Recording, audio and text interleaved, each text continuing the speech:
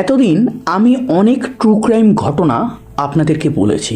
প্রত্যেকটা ক্ষেত্রেই মৃত্যু কোথাও না কোথাও ক্রিমিনাল ভিকটিমের জন্য নিয়ে আসে, কিন্তু আজকের ঘটনায় যে ভিকটিম আছে সে মৃত্যুকে নিজে তিনবার হাত দিয়ে দাঁড় করানোর চেষ্টা করবে এবং শেষবারে সে সফল হবে। সেদিন তার বাড়ি যাওয়ার ছিল এবং বাড়ি যাওয়ার পিছনে সবথেকে বড় আর্জেন্সি হচ্ছে তার ওয়াইফ, এক নম্বর হচ্ছে প্রেগনেন্ট, দ্বিতীয়ত যেদিন সে রাত্রেবেলা বাড়ি যাচ্ছে তার পরের দিনই তাদের বিয়ের 1 বছরের অ্যানিভার্সারি আছে। সে তার ওয়াইফকে নিয়ে চার্চে যাবে, কিন্তু তার তো আর বাড়ি ফেরা হলো না। তার ওয়াইফ তাকে আর কোনোদিনও দেখতে পেল না।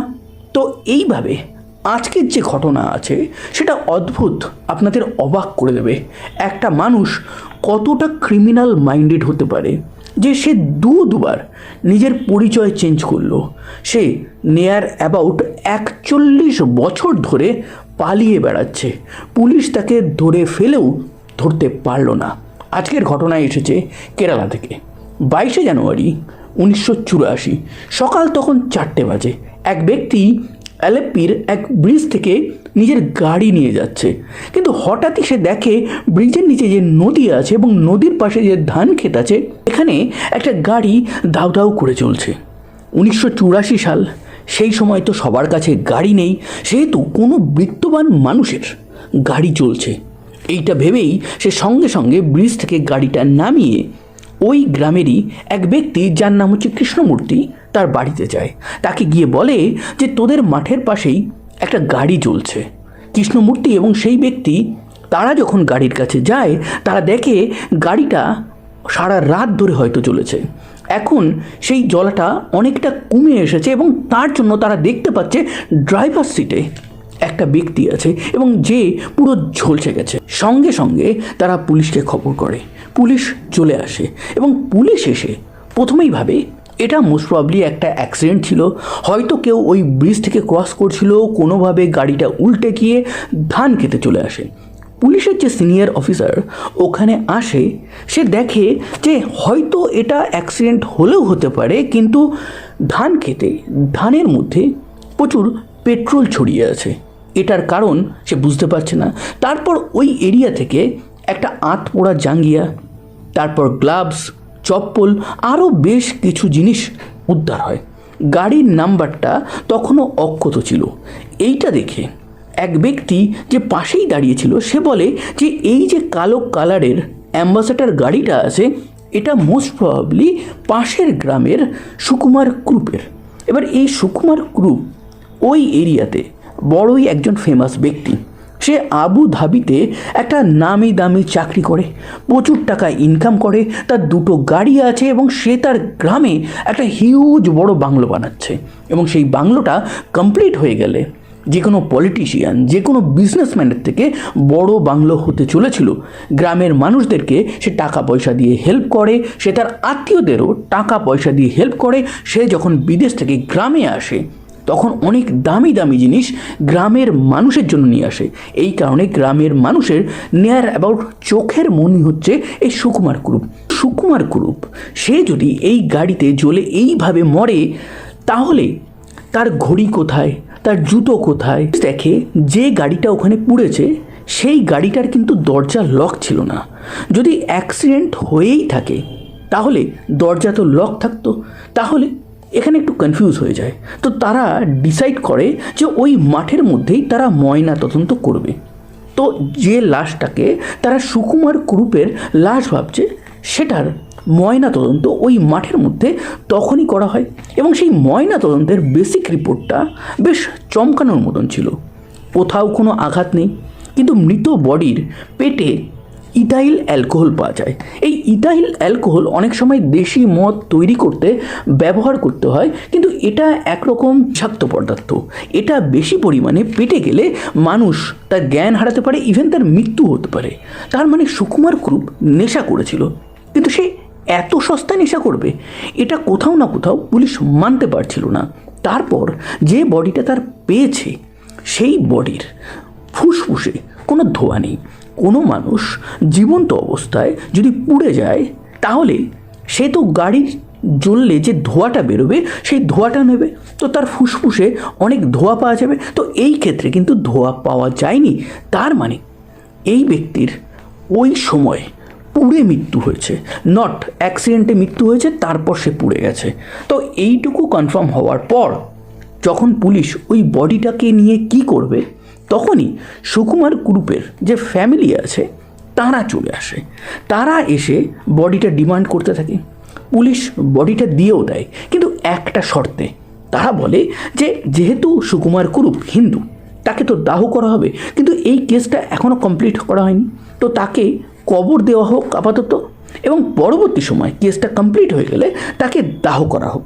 পরিবার মেনে নেয়, পরিবার ওই বডিটার কবর দিয়ে দেয়। গ্রামবাসীদের কাছ থেকে পুলিশ জানতে পেরেছিল যে সুকুমার গ্রুপ যখনই বিদেশ থেকে দেশে আসতো, তখন সে তার নিজের বাড়ি না গিয়ে সে তার শালার বাড়িতে উঠতো, এবং শালার বাড়িতে যখন সিনিয়র পুলিশ অফিসাররা পুলিশ পাঠায়, তখন তারা একটা জিনিস দেখতে পায়। তার শালা, যার নাম হচ্ছে ভাস্কর, তার বাড়িতে সেদিন চিকেন রান্না হচ্ছে, সবাই হ্যাপি। এটা কিভাবে হতে পারে যে বাড়ির একটা ক্লোজ আত্মীয়ের এইভাবে মৃত্যু হলো, কিন্তু তারপরেও সবাই এত হ্যাপি? পুলিশ ওই বাড়িতে পৌঁছে ভাস্করকে ডাকে, ভাস্করকে থানাতে নিয়ে যায়। ভাস্কর একটা ফুল স্লিভ হোয়াইট শার্ট পরে আছে, এবং হোয়াইট শার্টটাও নতুন। কেরালাতে সেই সময় এমন একটা অবস্থা ছিল যে কারোর বাড়িতে চিকেন তখনই হতো যখন কোনো অনুষ্ঠান হতো বা অন্য কিছু সেলিব্রেট করা হতো। তো এই ক্ষেত্রে ওই বাড়িতে কি সেলিব্রেট করা হচ্ছিল, আর সাদা জামা, তাও আবার ফুল স্লিভ করে পরা, এটা সাধারণত মানুষ অনুষ্ঠানে পরতো। ভাস্কর তাহলে সেদিন কেন ওই ড্রেসটা পরেছিল, কেন তার বাড়িতে চিকেন রান্না হচ্ছিল? যখন তাকে থানাতে জিজ্ঞাসাবাদ করা হয়, তখন সে বলে সুকুমারকে হয়তো তার কোনো শত্রু মেরেছে, এবং তার লিঙ্ক আবু ধাবির সাথেও হতে পারে। এটুকু শোনার পর সিনিয়র পুলিশ অফিসারের নজর যায় ভাস্করের হাতের দিকে। ভাস্করের হাতটা না একটু হালকা পোড়া পোড়া। তাকে যখন জিজ্ঞাসা করা হয় যে তোমার হাতটা কি করে পুড়ে গেছে, সে তখন বলে যে আমি আগুন সেঁকছিলাম আগের রাতে, খুব শীত পড়েছিল, এই কারণে আমার হাতটা জ্বলে গেছে। পুলিশের খুব একটা বিশ্বাস হয় না। পুলিশ তাকে বলে যে তুমি পুরো ড্রেসটা খোলো, তোমার শরীরটা চেক হবে। তো ভাস্কর প্রথমে মানতে চায় না, কিন্তু তাকে ফোর্স করলে জামাটা পুরো খোলে, এবং খুললে দেখা যায় তার বাঁ গালে পোড়া দাগ, শরীরের নানান জায়গায় পোড়া দাগ আছে। তাকে জিজ্ঞাসা করলে সে বলে যে আমি আগের দিন গরম জল করে স্নান করব, এটা যেই প্ল্যান করেছি, গরম জলটা এত গরম হয়ে গেছিলো গায়ে ঢালতেই আমার শরীরের একাধিক অঙ্গ একটু একটু পুড়ে যায়, এটা তারই সাইন। কিন্তু পুলিশ তো এই থিওরিতে বিশ্বাস করবে না। তাকে প্রেশার দেওয়া হয়, এবং প্রেশার দিতেই সে একটা ঘটনা বলে, আমি সুকুমারের সাথে আবু ধাবিতে কাজ করতে গেছিলাম। সে যে কোম্পানিতে কাজ করতো সেই কোম্পানিতে আমার একটা কাজের ব্যবস্থা করে দেয় সে, কিন্তু কাজ করতাম তো আমি, টাকাটা সে তার নিজের কাছে রাখতো। সে বলতো যে ইন্ডিয়াতে আমার ওয়াইফের কাছে সমস্ত টাকা সে একবারে পাঠিয়ে দেবে, কিন্তু দীর্ঘদিন তার সাথে কাজ করার পরেও সে আমাকে বিন্দুমাত্র কোনো টাকা দেয়নি, এবং এর জন্য আমার প্রচণ্ড রাগ হয়। আমি দেশে চলে আসি, এবং মনে মনে সেই রাগটা আমি পুষে রেখেছিলাম। এই কারণে আমি তাকে এইভাবে প্ল্যান করে গাড়ির মধ্যে পুড়িয়ে মেরে ফেলি। এই কথাটা শোনার পর পুলিশ সোজা চলে যায় ভাস্করের বাড়িতে। ভাস্করের বাড়িতে গিয়ে তারা দেখতে পায় তার বাড়ির পিছনে সুকুমারের ব্র্যান্ড নিউ হোয়াইট অ্যাম্বাসাডারটা দাঁড়িয়ে আছে। পুলিশের তখনও সন্দেহ হয় যে ভাস্কর এত বড় লোক, সে পুরনো গাড়ি নিয়ে কেন বেরোবে? সে তো নতুন গাড়ি নিয়ে বেরোতে পারত, তার অ্যাক্সিডেন্ট হলেও তো এই নতুন গাড়িতে হলেও হতে পারত। এর বাড়ির পিছনে একটা এক্সট্রা বাথরুমও ছিল। সেই বাথরুমে গেলে পুলিশ সেখানে পেট্রোলের গন্ধ পায়, সেখানে এক গোছা আঁত পোড়া চুল পায়, আরও বেশ কয়েকটা জিনিস পায়। এতে ভাস্করের উপর সন্দেহ তো আরও বাড়ায়, কিন্তু পুলিশ কোনো মতে ভাস্করের দেওয়া ওই থিওরি যে সে নিজে মেরেছে কুমারকে, এটা বিশ্বাস করতে মন চাইছিল না। 22শে জানুয়ারি এই ঘটনা ঘটার পর 23শে জানুয়ারি এক আত্মীয় পুলিশকে ফোন করে, এবং ফোন করে বলে যে সুকুমার বিন্দাস বেঁচে আছে। তখন পুলিশ তাকে বলে যে এটা আপনি কি করে কনফার্ম বলতে পারেন? তখন সে বলে যে 22 তারিখ আমাদের এরিয়াতে সুকুমারের যে ড্রাইভার আছে পোনাপ্পান, সে তার সাদা কালারের যে হোয়াইট অ্যাম্বাসেডার গাড়ি আছে সেটা নিয়ে এসেছিল। আমরা দেখা মাত্রই তাকে মারতে যাই, তো অনেক কষ্টে সে বেঁচে যায় এবং বলে যে না, সুকুমার বেঁচে আছে, সুকুমার জাস্ট মরার নাটক করছে। অ্যাকচুয়ালি আগের রাতে আমি আর সুকুমার গাড়ি নিয়ে আসছিলাম, তো আমাদের একটা অ্যাক্সিডেন্ট হয় এবং অ্যাক্সিডেন্টে সেই ব্যক্তির মৃত্যু হয়ে যায়। এই কারণে ওই যে কালো রঙের গাড়ি যেটা পুড়ে গেছে তার মধ্যে ওই ব্যক্তি ছিল। এর পুলিশের কাছে আরও একটা থিওরি আসে, তাহলে সুকুমার কুরুপ সে কোথায়? তখন সেই আত্মীয় বলে পোনাপ্পান কালকে বলে গেছিল যে আলেপ্পি থেকে 70 কিলোমিটার দূরে একটা জায়গায় অলঙ্কার বলে একটা লজ আছে, সেইখানে সুকুমার কুরুপ এবং তার ড্রাইভার পোনাপ্পান বর্তমানে লুকিয়ে আছে। পুলিশ সোজা 70 কিলোমিটার দূরে ওই অলঙ্কার লজে রেড করে। সেখানকার যত কর্মচারী ছিল তাদেরকে জিজ্ঞাসাবাদ করা হয়। তারা বলে যে হ্যাঁ, এই রকম দেখতে একজন এসেছিল, কিন্তু ঘন্টা দুয়েক আগে তারা বেরিয়ে গেছে। যে রেজিস্টারে সুকুমার সাইন করেছিল তার সাথে সুকুমারের যে বাড়িতে রাখা খাতা আছে তার হ্যান্ডরাইটিং ম্যাচ করা হয় এবং এটা পুলিশ কনফার্ম হয়ে যায় যে ওই লজে সুকুমার আর তার ড্রাইভার পোনাপ্পান এসেছিল, কিন্তু তারা 2 ঘন্টা আগে বেরিয়ে গেছিল। ফিরে এসে ভাস্করকে আবার রিতদন্ত করে এবং এই রিতদন্তে পুলিশ তার ইন্ডিয়ান দেশি স্টাইল ইউজ করে এবং সেই স্টাইলে তদন্ত করার পর ভাস্কর সমস্ত কিছু বলতে থাকে এবং সেই সমস্ত কিছুতে একটা রিয়েল স্টোরি বেরিয়ে আসে, একটা কন ম্যানের স্টোরি বেরিয়ে আসে। সুকুমার কুরুপ অ্যাকচুয়ালি সুকুমার ছিলই না, তার অ্যাকচুয়াল নাম হচ্ছে গোপাল। তার জন্ম হয় কেরালাতে একটা পলিটিক্যাল ফ্যামিলিতে। তার ফ্যামিলির প্রচণ্ড ইনফ্লুয়েন্স ছিল এবং সেই ইনফ্লুয়েন্সের জন্য তার পরিবার থেকে একাধিক মেম্বার পলিটিক্যাল পার্টিতে ছিল আর কিছু মেম্বার ছিল ডিপ্লোম্যাটিক সার্ভিসে। এবং সেই সমস্ত সোর্সের মাধ্যমেই সুকুমার বা বলতে পারেন গোপাল সেই সময়কার সে চলে যায় এয়ারফোর্সে। অ্যাকচুয়ালি হয়েছিলটা কি, সে পড়াশুনোতে কোনোদিনই ভালো ছিল না, ক্লাস 12-এ ফেল করে। পরিবার বুঝতে পারে একে দিয়ে কিছু হবে না, তো একে এয়ারফোর্সে পাঠিয়ে দেওয়া হোক। ইন্ডিয়ান এয়ারফোর্সে কেউ জব করছে তো তার একটা রেপুটেশন হয়, কিন্তু এয়ারফোর্সের যে ট্রেনিং আছে সেটা কি গোপাল ক্রস করতে পারবে? না, পারবে না। কিন্তু সোর্সের মাধ্যমে সে এয়ারফোর্সে ভর্তি হয়ে যায়। এবার ইন্ডিয়ান এয়ারফোর্সে সে জয়েন করে, মুম্বাইতে তার চাকরি হয় এবং সেই মুম্বাইতে চাকরি করতে করতে সুকুমার কাম গোপাল বুঝতে পারে যে এই এয়ারফোর্সের চাকরি সে করতে পারবে না, সে নট ইন্টারেস্টেড। এইদিকে মুম্বাইতে তার একটা মেয়ের সাথে প্রেম হয়ে যায় এবং এই মেয়েটা কে ছিল? তার দিদা বাড়িতে যে ঘরের কাজবাজ করতো, মানে সোজা কথায় বলা যায় যে চাকর ছিল, তার মেয়ে ছিল। সে জানতো ফ্যামিলি মানবে না, কিন্তু সে প্রেমে পাগল হয়ে যায়। ফ্যামিলিকে বলে এই প্রেমের কথা, কিন্তু তার ফ্যামিলি মানেনি এবং না মানার জন্য সে মুম্বাইতে সেই মেয়ের সাথে বিয়ে করে নেয়। ফ্যামিলি এই পুরো ব্যাপারটা রিজেক্ট করে নেয়। এই কারণে যখনই সে কেরালাতে আসতো সে কিন্তু নিজের বাড়িতে উঠতো না, সে তার শালার বাড়িতে উঠতো। এইবার তার তো এয়ারফোর্সের জব আর ভাল লাগছে না, সে এখান থেকে মুক্তি পেতে চায়। সে একটা ছুটি নিয়ে কেরালা আসে, কেরালাতে বিন্দাস টাইম কাটায়, কিন্তু যখন ফিরে যাওয়ার টাইম আসে সে আর ফিরে যায় না। এয়ারফোর্সের জবে এইভাবে কেউ কিন্তু বেরোতে পারে না, সেই কারণে তার নামে এয়ারফোর্স কেস করে এবং তাকে ভাগড়া বলে ঘোষণা করে। গোপাল বুঝতে পারে যে তার বিপদ হতে পারে, পুলিশ তাকে অ্যারেস্ট করতে পারে। তো নিয়ারেস্ট পুলিশ স্টেশনের এক পুলিশ কনস্টেবলের সাথে তার খুব ভালো বন্ধুত্ব ছিল, পরিচয় ছিল। তাকে কিছু টাকা দিয়ে সে একটা ফেক ডেথ সার্টিফিকেট তৈরি করে, সেটা পাঠিয়ে দেয় এয়ারফোর্সে। তারপর এয়ারফোর্স তার এগেনস্টে সমস্ত কেস ক্লোজ করে দেয়। আপাতত গোপাল ফ্রি। তো গোপাল আর গোপাল থাকতে পারবে না, গোপালের এবার একটা অন্য নাম, আইডেন্টিটি সমস্ত কিছু নিতে হবে। তো সে নামটা নেয় সুকুমার কুরুপ, নিউ আইডি বানায়, নিউ পাসপোর্ট বানায় এবং সোজা আবুধাবি চলে যায়। সেখানে একটা তেলের কোম্পানিতে ভালো পদে সে চাকরি নেয়। তার ওয়াইফ নার্স ছিল, সেও আবুধাবির এক হসপিটালে নার্সের চাকরি পেয়ে যায়। তাদের 2 সন্তান হয়।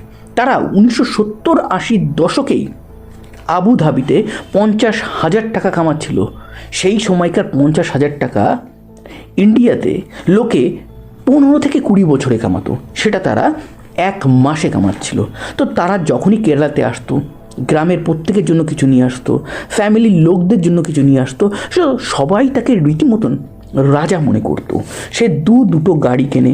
প্রথমে তো একটা সাদা কালারের হোয়াইট অ্যাম্বাসাডার কেনে, দেন একটা সেকেন্ড হ্যান্ড ব্ল্যাক কালারের অ্যাম্বাসাডার কিনে একটা নতুন বাড়ি বানানো শুরু করে। এবং সেই বাড়িটা এতটা হিউজ হতে চলেছিল যে ওখানকার ব্যবসায়ী, পলিটিশিয়ান সবাই জেলাস ফিল করতে থাকে। কিন্তু সালটা চলে আসে 1982। সেই সময় গালফ কান্ট্রিতে ইকোনমিক প্রবলেম দেখা যায়। তো কোম্পানিগুলো তাদের পুরনো যেসব এমপ্লয়ি ছিল তাদেরকে ছাড়ছিল। কুমার জানতে পারে সেও ছাঁটাই হয়ে যাবে। সে এবার কি করবে? তার কাছে তো অলরেডি টাকা নেই, সে প্রচুর খরচা করে বাড়ি বানাচ্ছে, তাহলে তাকে তো নতুন কোনো প্ল্যান বানাতে হবে। সেই সময় সে একদিন সকালবেলা একটা ম্যাগাজিন পড়ছিল এবং সেই ম্যাগাজিনে ক্রাইমের ঘটনাগুলো যেখানে থাকে সেইখানে জার্মানির একটা ঘটনা পেশ হয়েছিল। জার্মানির এক ব্যক্তি একটা ইন্স্যুরেন্স করে, তারপর অন্য এক ব্যক্তিকে মেরে সেই ইন্স্যুরেন্সের টাকা দিয়ে বিন্দাস লাইফ কাটায়। এই প্ল্যানটা সে পড়া মাত্রই সেভাবে এটা সে রেপ্লিকা করবে কেরালাতে এবং তার মৃত্যুর একটা নাটক সে রচনা করবে। সালটা চলে এসেছে 1983। সে 8 লাখের একটা ইন্স্যুরেন্স করে। 1983-তে 8 লাখের ইন্স্যুরেন্স মানে বর্তমান দিনে সেটা নিয়ার অ্যাবাউট 1,50,00,000 মতন হবে। সে তার কোম্পানিতে কাজ করা তার এরিয়ার এক ব্যক্তিকে ইনক্লুড করে, তার নাম হচ্ছে শাহু। এই শাহুরও জব যেতে চলেছিল। শাহুকে সে বলে এটা, শাহুকে ভয় দেখায়, তো শাহু এই প্ল্যানে ইনক্লুড হয়ে যায়। সুকুমার শাহু টিম আপ হয়ে গেছিল। সুকুমার তার শালা ভাস্করকে পুরো প্ল্যানটা বলে, সেও ইনক্লুড হয়ে যায়। এবার 5 জানুয়ারি 1984 এরা দুজন মানে সুকুমার আর শাহু তারা কেরালা ল্যান্ড করে। ভাস্কর আর পোনাম্মাম মানে ড্রাইভার, তারা দুজন তাদেরকে রিসিভ করতে আসে এবং যখন তারা বাড়ির দিকে যাচ্ছিল তখন এরা 3 জন মিলে এই পোনাপ্পানকেও অ্যাড করে নেয় এই প্ল্যানে। তো তাদের বর্তমান প্ল্যান হচ্ছে যে সুকুমারকে মরতে হবে, কিন্তু সুকুমার তো রিয়েল মরবে না, তাহলে তার মতন দেখতে, তার মতন হাইটের, তার মতন ফিগারের একটা লাশ খুঁজতে হবে। সমস্ত জায়গায় তারা খুঁজতে থাকে, কোথাও পায় না। আনক্লেমড যত লাশ আছে সেইগুলো তারা দেখে, কিন্তু সেখানে কোথাও সুকুমারের মতন কিছু পাচ্ছিল না। তারা কবরস্থানে যায়, সেখানেও তারা চেক করতে থাকে, কিন্তু সেই সমস্ত কিছুতেই তারা ফেল করছিল। শেষমেশ সুকুমার একটা প্ল্যান দেয় যে এই সব করে লাভ নেই, অনেক টাইম নষ্ট হয়ে যাচ্ছে, টাকা পয়সাও কাছে নেই, তো বেটার টু বি একটা রিয়েল খুন করতে হবে, তার মতন দেখতে, তার মতন চলে, তার মতন স্টাইল, তার মতন ফিগার মানুষের। 21 জানুয়ারি 1984 একটা রেস্টুরেন্টে এই 4 জন মিলে খাওয়া দাওয়া করে। দেন তারা বাড়ির দিকে রওনা দেয়। কিন্তু বাড়ির দিকে যখন তারা যাচ্ছে তখন ভাবে যে একটু রাস্তায় রাউন্ড মারি, কোনো যদি লোক এই সুকুমারের মতন দেখতে হয় তাকে ভুলিয়ে ভালিয়ে ট্যাক্সিতে তুলে তাকে হত্যা করে সুকুমারকে মৃত ঘোষণা করতে পারলেই একদম কেল্লাফতে হয়ে যাবে। তো গাড়ি নিয়ে তারা সেদিন যাচ্ছিল। একটা ছিল নতুন হোয়াইট কার, তাতে গাড়িটা চালাচ্ছিল পোনাপ্পান, ছিল শাহু আর ভাস্কর, আর পিছন পিছন চলছিল পুরনো কালো গাড়িটা যেটা চালাচ্ছিল সুকুমার নিচে। ফার্স্ট রাউন্ড সেখানে তারা কাউকেই পায়নি, কাউকে দেখতে পায়নি, অন্ধকার রাস্তা, রাত্রেবেলা 8টা হয়ে গেছে, এই সময় রাস্তায় খুব একটা মানুষ থাকে না। সেকেন্ড রাউন্ড তারা মারে, সেই সময় তারা কাউকে পায় না। কিন্তু সেকেন্ড রাউন্ড মেরে তারা যখন রিটার্ন করছিল, তারা খানিকটা পথ চলে আসলে হঠাৎই পোনাপ্পান দেখতে পায় রাস্তার পাশে এক ব্যক্তি তাদেরকে হাত দেখাচ্ছে গাড়িটা দাঁড় করানোর জন্য। পোনাপ্পান গাড়িটা দাঁড় করায় এবং দাঁড় করানো মাত্রই ওই গাড়িতে থাকা পোনাপ্পান, ভাস্কর, শাহু 3 জনেই চমকে যায়। তারা দেখে আরে যে তো গাড়ি দাঁড় করিয়েছে সে একেবারে হুবহু কুমারের মতন দেখতে। তো তাকে গাড়িতে তুলে নেয়। সেই ব্যক্তি বলছিল আপনারা কি এলাপ্পি যাবেন? এরা 3 জন বলে যে হ্যাঁ আমরা যাব। তারা চলা শুরু করে, শুনশান রাস্তা। একটা জায়গায় গিয়ে হঠাৎই গাড়িটা একটা ছোট্ট রাস্তায় ঢুকে যায়। পোনাপ্পান, শাহু, ভাস্কর এরা 3 জন মিলে মদ অফার করে সেই ব্যক্তিকে। সেই ব্যক্তি বলে যে আমি তো মদ খাই না, কিন্তু শাহু আর ভাস্কর তাকে বলে যে এই মদটা খেতেই হবে। তো সে বাধ্য হয়ে খায়। তারপর সে জিজ্ঞাসা করে যে তোমরা মেইন রোড থেকে কেন এই রোডে আসলে? তখন বলে এক রিলেটিভের বাড়িতে একটা জিনিস দিয়েই আমরা আবার ফেরত যাব। সেই ব্যক্তি সেই মদটা খাওয়ার পরেই সে অচৈতন্য হয়ে পড়ে। অ্যাকচুয়ালি সেই মদের মধ্যে ইথাইল অ্যালকোহল অনেক বেশি পরিমাণে মেশানো ছিল। তারপর দুটো গাড়ি সোজা পৌঁছে যায় ভাস্করের বাড়িতে। ভাস্করের বাড়িতে পিছন দিকে যে বাথরুম ছিল সেখানে সেই ব্যক্তির ড্রেস চেঞ্জ করে সুকুমারের ড্রেস দিয়ে দেওয়া হয়, তার ফেসটা ওখানেই পুড়িয়ে দেওয়া হয়। তো কিছু তারা করলেও সেই ব্যক্তির যে আন্ডারওয়্যার ছিল সেটা চেঞ্জ করতে তারা ভুলে যায়। তারপর তারা দূরে একটা ধান ক্ষেতের পাশে যায়, সেখানে কালো কালারের গাড়ির মধ্যে তাকে বসিয়ে ওখানে পুড়িয়ে দেওয়া হয় এবং সেই সময় ওই গাড়িটা পোড়াতে গিয়েই ভাস্করের গায়েও আগুন লেগে যায়। এই কারণে পরের দিন তার পোড়া যে মার্কসগুলো ছিল সেগুলো পুলিশ দেখে সন্দেহ করে এবং এই কারণেই এই ঘটনাটা পুরোপুরি পুলিশ জানতে পেরেছিল। এই ঘটনা শোনার পর পুলিশ এটুকু নিশ্চিন্ত হয় ভাস্কর ওয়ান অফ দ্য ক্রিমিনাল, সে তো অ্যারেস্ট হয়ে গেছে, কিন্তু পোনাপ্পান কোথায়, শাহু কোথায়, সুকু কোথায়, এই ব্যাপারে জানতে হবে। তারা শাহুর যে অ্যাড্রেস আছে সেটা বার করে, তার হাউস রেড করে। তারা দেখতে পায় যে শাহু ব্যাগপত্র গুছিয়ে কোথাও একটা পালাচ্ছিল, তাকে অ্যারেস্ট করে। শাহু আর ভাস্করকে সামনাসামনি বসিয়ে যখন তদন্ত করা হয়, লাস্টে বলা ভাস্করের যে ঘটনাটা ছিল সেটা 100% কনফার্ম হয়ে যায়। কিন্তু মৃত ব্যক্তিকে এটা পুলিশকে ভাবাচ্ছিল। পুলিশ আশেপাশে যত থানা ছিল সেগুলোতে যত মিসিং কমপ্লেন এসেছিল সেগুলো এক এক করে খতিয়ে দেখছিল। এইদিকে অলঙ্কার লজ থেকে রান করেছে পোনাপ্পান এবং সুকুমার, তাদেরকে খুঁজে বার করতে হবে। দিন পর পুলিশ জানতে পারে একটা মিসিং কমপ্লেনের ব্যাপারে।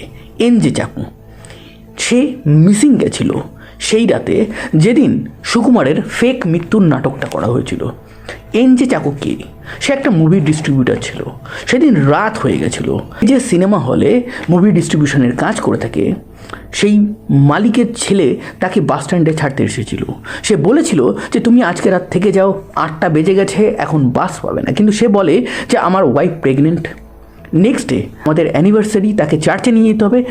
প্রত্যেক সময় এনজে চাকো রাত্রেবেলা থেকে যেত, কিন্তু যেহেতু তার ওয়াইফ প্রেগনেন্ট ছিল সেহেতু সে বাড়ি ফিরতে হবে এটাই মন নিয়েছিল। দুবার সে কিন্তু সুকুমারের গাড়ি, পোনাপ্পানের গাড়ি হাত দেখিয়ে থামানোর চেষ্টা করেছিল, কিন্তু এরা দুজনেই তাকে স্কিপ করে যায়। কিন্তু তৃতীয়বার অদ্ভুতভাবে গাড়িটা দাঁড়িয়ে যায়, তাদের নজরে আসে এবং এনজে চাকর রহস্য মৃত্যু হয়। এনজে চাকর পরিচয় পাওয়ার পর এনজে চাকর যে চুল আছে এবং ভাস্করের পিছনের বাথরুমের যে চুল আছে সেটা ম্যাচ হয়ে যায়। তারপর ফেসটা ম্যাচ করানোর চেষ্টা হয়, কিন্তু ফেসটা তো পুড়ে গেছিলো, সেটা রিকনস্ট্রাক্ট করা হয়। মাটি দিয়ে পুরো বডিটা আবার নতুনভাবে রিকনস্ট্রাক্ট করা হয় এবং তাতে হুবহু ম্যাচ হয়ে যায়। পুলিশের কাছে এখনও একটা কোশ্চেন আছে যে পোনাপ্পান আর সুকুমার কোথায়? বাদ বাকি দুজন তো অ্যারেস্ট হয়ে গেছে। পুলিশের নাকের তলার থেকে তারা সোজা কেরালা থেকে বেরিয়ে ফেক আইডেন্টিটি তৈরি করে চলে যায় ভুটান। ভুটান থেকে তারা যায় আন্দামান, আন্দামান থেকে তারা যায় চেন্নাই এবং চেন্নাই থেকে তারা প্ল্যান করে কেরালা ফিরবে। কেরালাতে আসে, কেরালার অন্য প্রান্তে তারা একটা লজ ভাড়া নেয়। সেইখানে সুকুমার পোনাপ্পানকে বলে যে তুমি এখানে ওয়েট করো, আমি কেরালা যাই, সেখান থেকে আমাদের যত জিনিস যার দরকার, টাকা পয়সা অন্যান্য কিছু, সেগুলো নিয়ে আসি। সে এক আত্মীয়ের বাড়িতে যায়। আত্মীয় বলে পুলিশ চারিদিকে ঘুরছে, তুমি এখান থেকে বেরিয়ে যাও। সুকুমার তার ওয়াইফের সাথে মিট করে। ওয়াইফ ততদিনে সুকুমারের ফেক মৃত্যুর খবরে কেরালা চলে এসেছিল, সেখান থেকে ওয়াইফের কাছ থেকে টাকা পয়সা নেয়। তারপর সে উকিলের কাছে যায়। উকিল বলে এই কেসে তুমি কোনোভাবে বাঁচতে পারবে না, তো তুমি সারেন্ডার করো। তো সে সারেন্ডার করেনি। উল্টো দিকে পোনাপ্পান সে একা একা ভয় পাচ্ছিল। সেও ভাবে যে সে শেষবারের জন্য তার বাড়ি গিয়ে একবার তার রিলেটিভদের সাথে দেখা করে আসবে, তার ওয়াইফ সন্তানদের সাথে দেখা করে আসবে। সেই কারণে সে কেরালা যখন যাচ্ছে একটা নদী পার করছিল। নদী যখন সে নৌকা করে পার করছে, সেই নৌকাতে ছিল তার গ্রামেরই এক লোক। সেই গ্রামের লোক তাকে চিনে ফেলে, পুলিশকে খবর দেয়। পুলিশ পোনাপ্পানকে অ্যারেস্ট করে। পোনাপ্পান, শাহু, ভাস্কর তিনজনকে সামনাসামনি বসানো হয়, তাকে তদন্ত করা হয় এবং পুরো কেসটা আরও ক্লিয়ার হয়। কিন্তু এখনও মেইন যে কালপ্রিট আছে, যার নাম হচ্ছে সুকুমার কুরুপ, সে কোথায়? সে কেরালা থেকে আবার পালায়। কেরালা থেকে যায় চেন্নাই, চেন্নাই থেকে যায় মধ্যপ্রদেশ, মধ্যপ্রদেশ থেকে যায় মুম্বাই, মুম্বাই থেকে সে কোথায় গেছে? অনেকে বলে সে আমেরিকা চলে গেছিলো, পুলিশ সেখানেও খোঁজ খবর করে। অনেকে বলে সৌদি গেছিলো, পুলিশ সেখানেও খোঁজ করে। অনেকে বলে ওমান গেছিলো, সেখানেও খোঁজ করে। আবার নানান রকম স্টোরিও ভাসতে থাকে। অনেকে বলে সে নেপালে গিয়ে সাধু হয়ে গেছে, এরকম অনেক ছবিও আসতে থাকে, কিন্তু পুলিশ এই ব্যাপারটা কখনো কনফার্ম করেনি। অনেকে বলে নেপালের পথে সে গালফ কান্ট্রিতে গিয়ে কোথাও একটা লুকিয়ে আছে, এটাও পুলিশ কনফার্ম করতে পারেনি। 1987 যে 4 জন এই কেসে অভিযুক্ত, একজন তো পলাতক, তাদের ট্রায়াল শুরু হয়। 1991 সালে দুজনের, ভাস্কর এবং পোনাপ্পানের আজীবন কারাবাস হয়। শাহুর কিচ্ছু হয়নি। কেন? শাহু রাজ সাক্ষী হয়ে যায়, তো তাকে ছেড়ে দেওয়া হয়। আর এদের যে ওয়াইফ ছিল তারা এই কেসে ইনক্লুড ছিল না, তারা এই প্ল্যান জানতো না, এই কারণে তাদেরকে ছেড়ে দেওয়া হয়। কিন্তু এখনও পুলিশের কাছে প্রশ্ন হচ্ছে সুকুমার কোথায়? সুকুমারের ব্যাপারে অনেক খোঁজ খবর এদিক ওদিক থেকে আসতে থেকে, কিন্তু সবগুলোই মিথ্যা ছিল। সালটা চলে এসেছিল 1989। ধানবাদ থেকে পুলিশের কাছে একটা খবর আসে, ধানবাদের এক হসপিটালে পিএস যোশী বলে এক ব্যক্তি ভর্তি আছে। সেখানে কেরালার এক নার্স জব করত। পিএস যোশীর সাথে সে কথা বলে তার ফেস দেখে তার মনে হয় এ সুকুমার কুরুপ হতে পারে। ব্যাপারটা সে যখন কেরালা পুলিশকে জানায়, কেরালা পুলিশ যখন রেড করে সেই হসপিটালে, তারা জানতে পারে পিএস যোশী পালিয়ে গেছে। এরপর পুলিশের কাছে খবর আসতে থাকে ওয়েস্ট বেঙ্গল, আসাম, উড়িষ্যা, ছত্তিশগড়, মেঘালয়, মধ্যপ্রদেশ, আরও অনেক রাজ্য থেকে যে পিএস যোশী নামক এক ব্যক্তি মাঝে মাঝে ভর্তি হয়, সে আবার হঠাৎ করেই গায়েব হয়ে যায়। এবং যখনই গায়েব হয়ে যায় তার কয়েকদিনের মধ্যে পুলিশ এই হসপিটালে রেড করে সুকুমারকে খুঁজতে গিয়ে। এইভাবে সুকুমার বেঁচে আছে, পুলিশ বুঝতে পারে। কিন্তু ডাক্তাররা বলে যে সুকুমার বেশি দিন বাঁচবে না, তার অনেক রকম রোগ আছে, তার হার্ট ডিজিজ আছে, সে যতই পালাক না কেন কয়েকদিনের মধ্যে সে অবশ্যই মারা যাবে। পুলিশ কোথাও না কোথাও ভাবে যে আমরা ধরতে পারি আর না পারি, অন্তত ভগবানের কাছে সে ধরা পড়েছে। কিন্তু পুলিশ ভুল হতে চলেছিল। 1996 সাল চলে আসে, কেসটা ফাইনালি পুলিশ ক্লোজ করে দেয়। ইন্টারপোলকেও বলেছিল, ইন্টারপোলও অনেক ব্যক্তিকে অ্যারেস্ট করেছিল, কিন্তু সুকুমারের কোনো খোঁজ পায়নি, তো ইন্টারপোলও ফেল হয়ে যায়। কিন্তু কেস ক্লোজ যতই হোক না কেন, পুলিশের নজর ছিল সুকুমারের ওয়াইফের উপর, পরিবারের উপর, তাদের ফোনের উপর, তাদের ঘরের উপর। এটা চলে আসে 2008।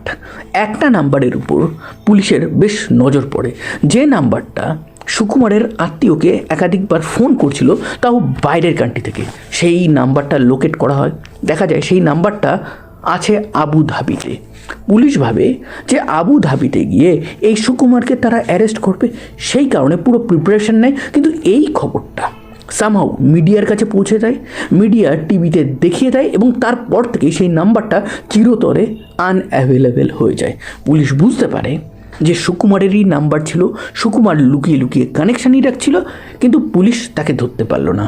এরপর চলে আসে 2010 সাল। সুকুমারের 2 সন্তান ছিল, তার মধ্যে এক সন্তান ততদিনে বড় হয়ে গেছে, তার বিয়ে হবে। কিন্তু বিয়ের যে কার্ড ছাপানো হয়েছে তাতে বাবার নাম লেখা আছে সুকুমার কুরুপ। কিন্তু এখানে অবাক হওয়ার ব্যাপারটা অন্য। সুকুমার কুরুপ যদি মারা গিয়ে থাকতো তাহলে তার আগে লেট সুকুমার কুরুপ লেখা থাকতো, তো সেটা লেখা হয়নি। তার মানে ফ্যামিলি জানে যে সুকুমার বিন্দাস বেঁচে আছে, হয়তো বাইরের কোনো কান্ট্রিতে। পুরো বিয়ের উপর পুলিশ নজর রাখে, কিন্তু বিয়েতে সুকুমার মোস্ট প্রবলি আসেনি, পুলিশ তাকে ধরতেও পারেনি। 2018 সাল চলে আসে। এনকে চাকু, যাকে মারা হয়েছিল, তার ওয়াইফ সবাইকে ক্ষমা করে দেয়। সবাই জেল থেকে অনেক আগেই বেরিয়ে গেছিল। পোনাপ্পান আজীবন কারাবাস, মানে তখনকার আজীবন কারাবাস মানে 14 বছরের সাজা ছিল, সেইটা কাটার পরেই সে যখন বেরিয়ে আসে 1 বছরের মধ্যে তার মৃত্যু হয়। ভাস্কর তার ওয়াইফের সাথে একটা নর্মাল গরিবিওয়ালা লাইফ লিড করে। সুকুমারের ওয়াইফ, তাকে তো সুকুমারের ফ্যামিলি মানতো না, তো টিভিতে সুকুমারের ওয়াইফ এবং সন্তানরা এখনও পর্যন্ত আছে। আর শাহু, সে তার গ্রামে মাছ বেচে সংসার চালায়, এবং যে বড় বাড়িটা সুকুমার বানাচ্ছিল সেটা বর্তমানে একটা ভুতিয়া বাড়ি হয়ে আছে। 30 বছর হয়ে গেছে, পুলিশ, ইন্টারপোল সুকুমারকে ধরতে পারেনি। সুকুমার হয়তো সত্যি অর্থেই একটা বহুরূপী ছিল। আমি বারবার বলেছি যে পারফেক্ট ক্রাইম বলে কিছু হয় না, কিন্তু এই ঘটনাটা শোনার পর আপনারা বলবেন এটা তো একটা পারফেক্ট ক্রাইম। আমি বলবো না, পুলিশের কাছে একাধিক চান্স ছিল, পুলিশ অনেক চেষ্টাও করেছে, পুলিশের কোনো গাফিলতিও নেই, কিন্তু তারপরেও তারা ধরতে পারেনি। পারফেক্ট ক্রাইম সেটাই হয় যেখানে পুলিশের কাছে কোনো ক্লুই নেই। এখানে পুলিশের কাছে প্রচুর প্রচুর ক্লু ছিল, পুলিশ ধরতে ধরতে সুকুমারকে ধরতে পারেনি।